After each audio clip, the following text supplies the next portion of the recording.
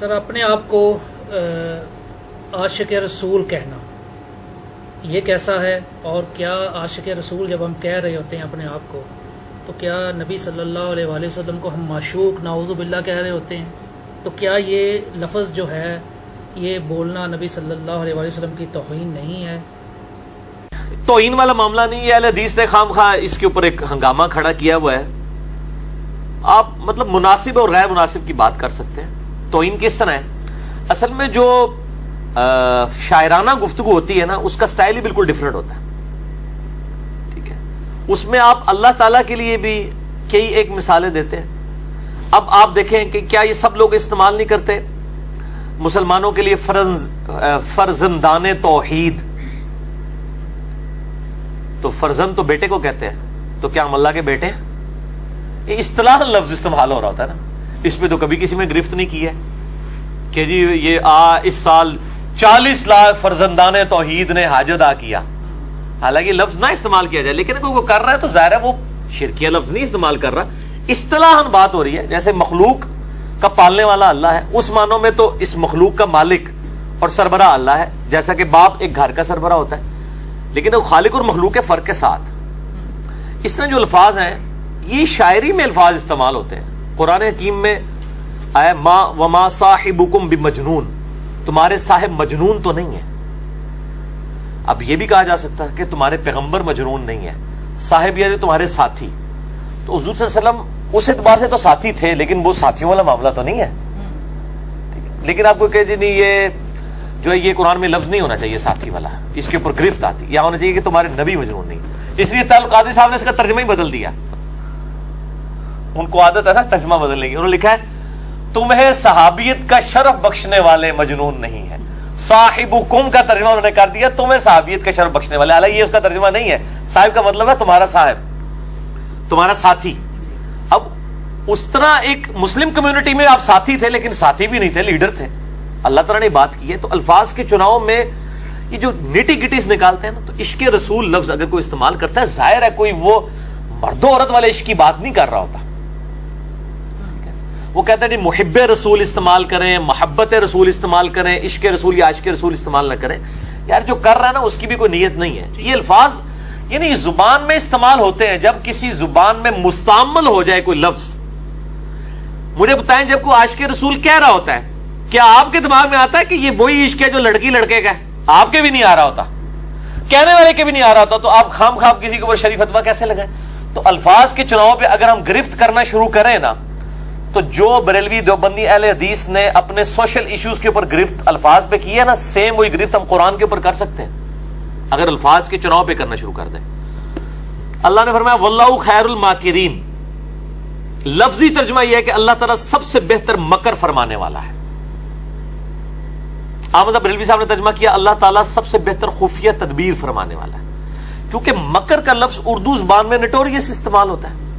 اب یہ جو خفیہ تدبیر لفظ ہے یہ اللہ بھی استعمال کر سکتا تھا. بسم اللہ کا ترجمہ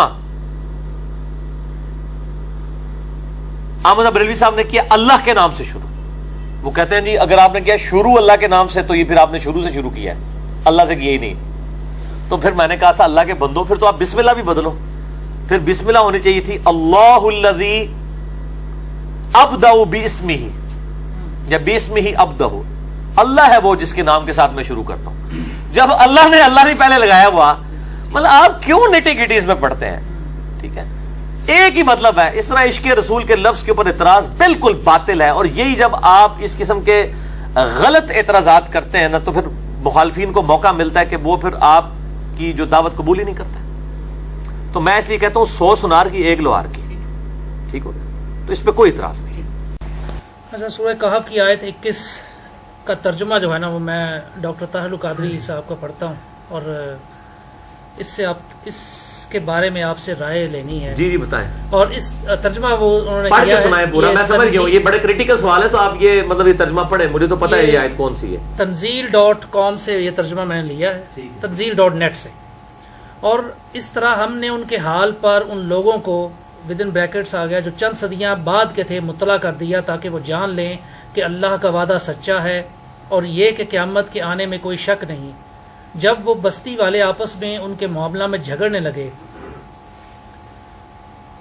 بریکٹ میں ہے جب اصحاب کہف وفات پا گئے بریکٹ بند، تو انہوں نے کہا کہ ان کے غار پر ایک عمارت بطور یادگار بنا دو، ان کے رب کے حال سے، ان کا رب ان کے حال سے خوب واقف ہے۔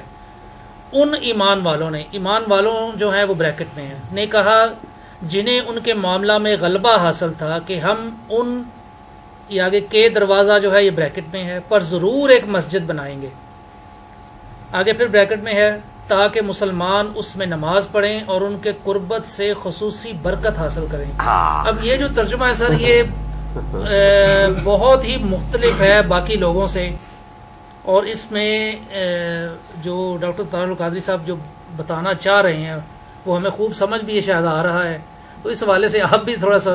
جی پہلی بات ہے ڈاکٹر طاہر القادری صاحب جینیس آدمی ہے، ایول جینیس، میں ان کی عزت بہت کرتا ہوں، میں نے ان سے بہت کچھ سیکھا ہے، اور باقی جو ناسبیت کے حوالے سے ان کی ایفرٹس ہیں میں ان کی قدر کرتا ہوں۔ جو عقائد میں اختلافات ہیں، یہ جو ان کے یعنی ترجمے کی خرابیاں ہیں نا، یہ خادم حسین رضوی صاحب نے بھی ہائی لائٹ کی ہیں، یعنی وہ اتنی خراب تھی کچھ کہ خادم صاحب کو بھی ہائی لائٹ کرنی پڑ گئی۔ وہ جو تکفیری بابا جی ہیں، المفند ہیں جو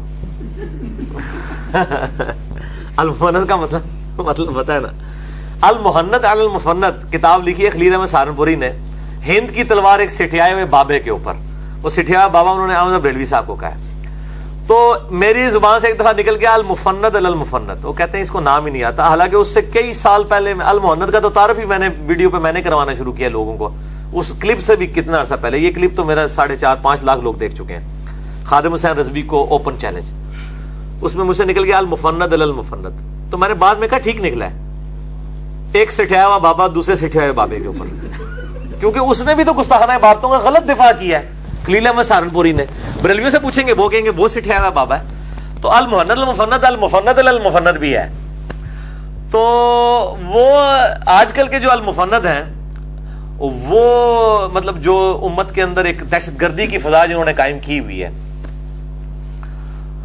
انہوں نے بھی ڈاکٹر طاہر القادری صاحب کے مطلب جو ہے نا وہ بعض چیزوں پہ گرفت کی ہے ترجمے کے اوپر، ویسے انہوں نے جس معاملے میں گرفت کیا اس میں قادری صاحب ٹھیک ہے میری نظر میں، وہ غلط ہے، یہ میں ساتھ بتا دوں، یہاں پر یہ قادری صاحب پہلے تو جان چھڑائیں گے، وہ کہیں گے دیکھیں میں نے بریکٹ میں لکھا ہے، میں نے یہ ترجمہ نہیں کیا بلکہ بالمفہوم ترجمہ ہے بریکٹ کے ساتھ، تو اس میں ان کو بینیفٹ دینا چاہیے، ہم یہ نہیں کہتے قرآن کی تحریف کی ہے انہوں نے قرآن کی تشریح کی تعریف کی، تحریف کر دی ہے، ترجمہ ٹھیک کیا ہے، ظاہر ہے ان کا یہ عقیدہ ہے، وہ اس سے یہ نکالتے ہیں۔